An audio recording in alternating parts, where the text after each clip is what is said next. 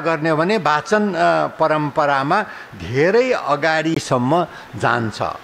अहिले चुनौती केमा हुन गएको छ भने संसारमा तीनवटा, हाम्रो संसारमै अङ्ग्रेजीको वर्चस्व छ।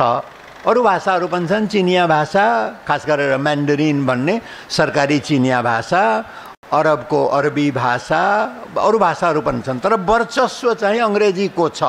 खास गरेर यो अन्तर्जालले अङ्ग्रेजीको वर्चस्व स्थापित गरेको छ। त्यसपछि हाम्रो दक्षिण एसिया क्षेत्रमा आउँ, हुनलाई त बङ्गाली छ, सिङ्गला छ, तमिल छ, कतिपय त संस्कृत, तमिललाई त संस्कृतभन्दा पनि पुरानो भाषा भन्छन् हैन, विभिन्न भाषाहरू छ। तर दक्षिण एसियामा पाकिस्तानको उर्दू र पाकिस्तानकै लामो कालसम्म अङ्ग रहेको पूर्वी पाकिस्तान रहेको हुनाले बाङ्लादेश, भारतको लगभग हरेक क्षेत्रमा र हिन्दी विरोध बावजुद र नेपालमा पनि हिन्दी चाहिँ एउटा दक्षिण एसियाली भाषाको रूपमा स्थापित छ।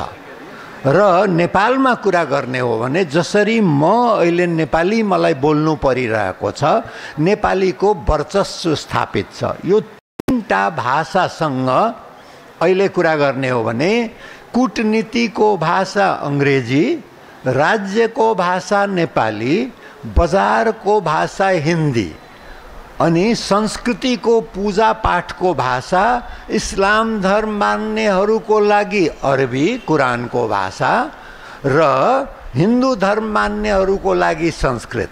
चारवटा मनुष्यको गतिविधिको चारवटै भाषामा मधेसका भाषाहरूले ठाउँ पाएका छैनन्।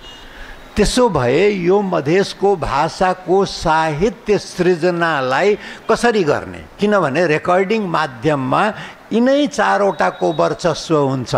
संस्कृतको पनि कम, अरबीको त अरब देशहरूले गर्दा स्थापित छ, तर संस्कृतको पनि कम। मुख्यतः यो तीनटा भाषाको, कूटनीतिको भाषा, राज्यको भाषा र बजारको भाषासँग मधेसका भाषाहरूको अस्तित्व जोगाउने जुन सङ्घर्ष छ, त्यसलाई चाहिँ नयाँ रेकर्डिङको माध्यमले कसरी प्रयोग गर्ने, यो चाहिँ मैले बराबर साथीहरूसँग कुरा गर्ने गर्छु।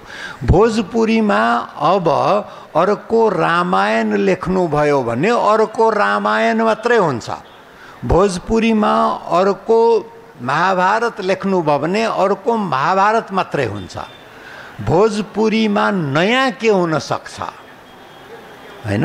त्यो नयाँ के हुन सक्छ भने यो अनुभवहरू जुन थपिँदै गएको छ, यदि लेख्य भाषा हो भने थपिएका कुराहरू जुन छ त्यो उत्तर आधुनिक साहित्य मार्फत चाहिँ प्रकट हुन सक्छ। त्योभन्दा पनि हामी कहाँ त के अरे साक्षरता पनि कम छ। सायद सबभन्दा कम साक्षरता भएको जिल्लाहरू मधेसमै पर्छ नेपालमा, र त्यो बिहारको भन्दा पनि तल। भारतमा चाहिँ बिहारको उदाहरण दिने गरिन्छ र बिहारको भन्दा पनि तल पुगेको अवस्था।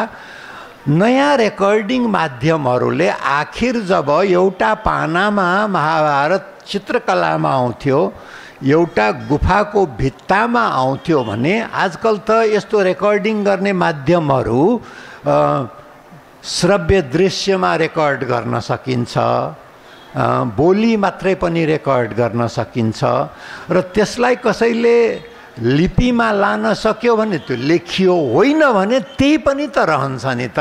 त्यसका पनि अनुरागी हुन्छन् नि त, ध्यान दिएर सुन्नेहरू हुन्छन् नि त। त्यसैले त्यो माध्यमहरूको माटोबाट माटीमा जाने, माटो स्रोत हो, सम्पत्ति हो, माटी ऊर्जा हो। स्रोत र सम्पत्तिको क्षय पनि हुन सक्छ, बढ्न पनि सक्छ। ऊर्जालाई रूपान्तरण गर्न सकिन्छ, मार्न सकिँदैन हैन? Energy can neither be created nor destroyed, only transform. यो ऊर्जालाई समात्ने साहित्यको लागि विभिन्न माध्यमहरू हामीसँग छ। मैथिलीमा कलकतिया वाली भने युट्युबमा आउँछ, बडा लोकप्रिय भएको छ। तपाईहरु मैथिली बुझ्नेले कहिले हेर्नुभयो भने उच्च श्रेणीको साहित्य त्यसमा सृजना भइरहेको छ। कहिलेकाहीँ आफ्नै अरू कसैले नभन्दिँदा आफै भन्नुपर्छ। मैले चाहिँ कोभिडको समयमा मैथिलीमा युट्युबमा च्यानल सायद 100 भन्दा माथि होला प्रयत्न गरेँ। मलाई लाग्थ्यो मैले खालि भनिरहेको छु आफ्नो एकान्तपन हटाउनको लागि, तर त्यस्तै सान्तिनो पनि सुन्ने हेर्ने त हुँदा रहेछन् नि, त्यो भनेको सम्प्रेषण भइरहेको छ। त्यसैले यसलाई चाहिँ कसरी प्रयोग गर्ने भने सोच्ने समय आइरहेको छ कि यसले साहित्यको जुन यो ऊर्जा हो, मधेसको ऊर्जा, त्यो ऊर्जालाई विभिन्न कुराको लागि मधेसलाई अहिले चाहिँ प्रदेशको मात्रै कुरा नगरौँ, अहिले चाहिँ सम्पूर्ण मधेस क्षेत्रको रूपमा कुरा गरौँ, नेपालको भौगोलिक सांस्कृतिक क्षेत्रको रूपमा कुरा गरौँ। यसको ऊर्जा भनेको खाद्य सुरक्षाको कुरा होला, किनभने जनसङ्ख्याको घनत्व धेरै बढी छ। पानीको सुरक्षाको कुरा होला, किनभने जलको कठिनाई देखिन थालेको छ। वायुको सुरक्षाको कुरा होला, पर्यावरणको सुरक्षाको कुरा होला, भविष्य सुनिश्चित गर्ने कुरा होला। यसको लागि सबै किसिमको हाम्रो स्रोतहरूको, बौद्धिक स्रोतहरूको उपयोग गर्नुपर्छ। बुढापाकाहरूको अनुभवलाई रेकर्ड गर्न सकिन्छ। समवयीहरूको विभिन्न किसिमको जुन भावनाहरू छ त्यसलाई एकत्रित गर्न सकिन्छ। अर्को ऊर्जा भनेको यो स्वायत्तताको ऊर्जा हो, स्वाधीनताको ऊर्जा हो।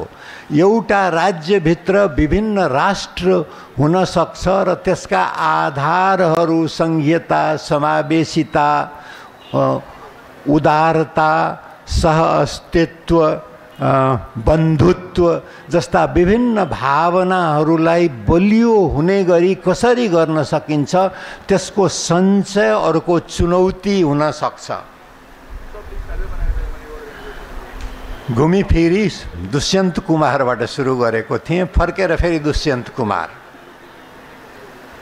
जिए तो अपने बगीचे में गुलमोहर के तले, जिए तो अपने बगीचे में गुलमोहर के तले, मरे तो औरों के गलियों में गुलमोहर के लिए।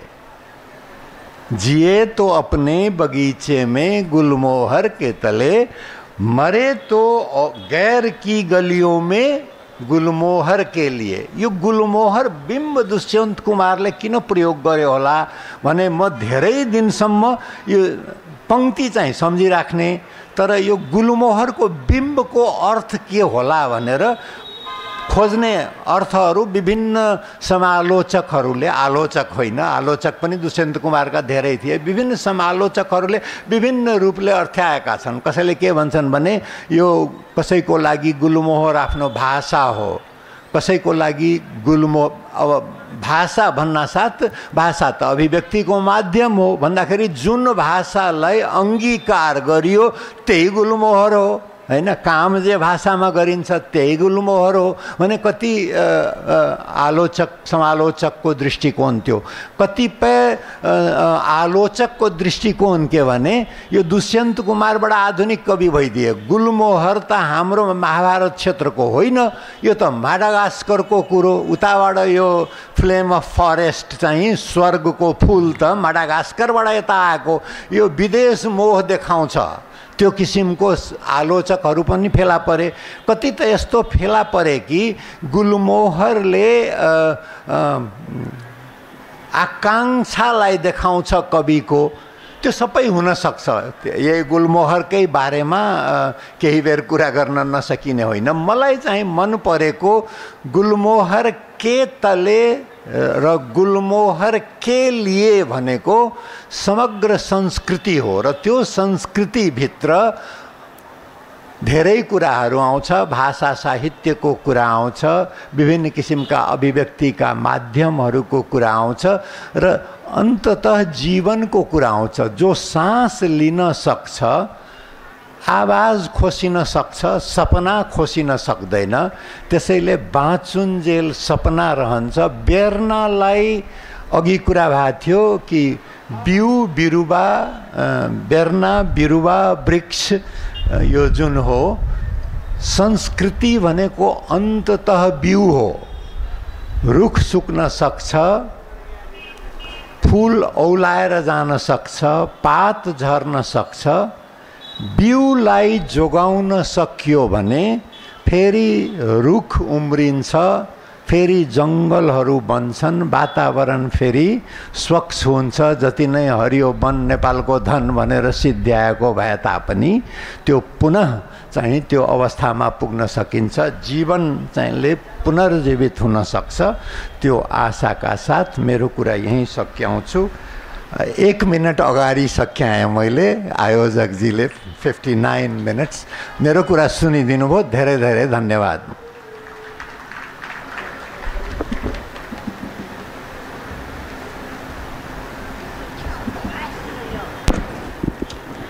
हार्दिक आभार छ सर, यहाँलाई यहाँका सान्दर्भिक कुराहरू राखेर हाम्रो आगामी कार्यक्रम जुन 2 दिने कार्यक्रम छ त्यसको लागि एउटा माहौल पनि बनाइदिनु भयो, पथ प्रदर्शन पनि गरिदिनु भयो। र भनिन्छ कुनै समाजलाई, कुनै सहरलाई, कुनै देशलाई बुझ्नु छ भने हामीले त्यहाँको साहित्यलाई पढ्नुपर्छ। त्यहाँ सृजन हुने साहित्यले धेरै कुरा बोलिरहेको हुन्छ र त्यो साहित्य सृजना गर्ने जुन साहित्यकार छन्, लेखक छन्, तिनले चाहिँ त्यो साहित्यलाई आधार स्तम्भ बनाएर चाहिँ एउटा पथ प्रदर्शन गर्छन्। हामीलाई एउटा सभ्य समाज निर्माण गर्नको लागि दिशानिर्देश गर्ने कार्य गर्दछन्। त्यसैले गर्दा यस हाम्रो मधेस साहित्य महोत्सवमा हामीले दुवैको सङ्गम राखेका छौँ, जहाँ साहित्यका कुरा हुन्छन्, साहित्य सृजना वाचन पनि गरिन्छन्, केही सांस्कृतिक कार्यक्रम पनि हुन्छन्, सँगसँगै वैचारिक छलफल पनि हुन्छन्, वैचारिक मन्थनका काम पनि हुन्छन्। आज हामीसँग विभिन्न सत्रका छलफलहरू पनि छन्, तर बीचबीचमा हामीले युवालाई कसरी जोड्ने छ, हाम्रो साहित्यसित, संस्कृतिसँग कसरी जोड्ने भन्दाखेरि उहाँहरूलाई पनि त्यो अवसर दिनुपर्छ। जसले रचना गरिरहनु भएको छ उहाँहरूलाई एउटा प्लेटफर्म पनि दिनुपर्छ, जसले गर्दा उहाँहरूको हौसला बढोस् भन्ने मान्यताका साथ हामीले विद्यार्थी भाइ बहिनीहरूलाई विभिन्न सत्रका बीचमा उहाँका कृतिहरू पढ्ने अवसर पनि दिन्छौँ। र अहिले भने त्यसकै पालो भएको छ र हाम्रो बीचमा कविता वाचन गर्नको लागि अहिले सबभन्दा पहिले चाहिँ म कैलाश कुमार यादव हुनुहुन्छ। उहाँले मधेसवा के माटी शीर्षकबाट हाम्रो बीचमा आफ्नो रचना प्रस्तुत गर्नुहुन्छ। कैलाशजीलाई मैले मञ्चमा आउन आग्रह गरेँ।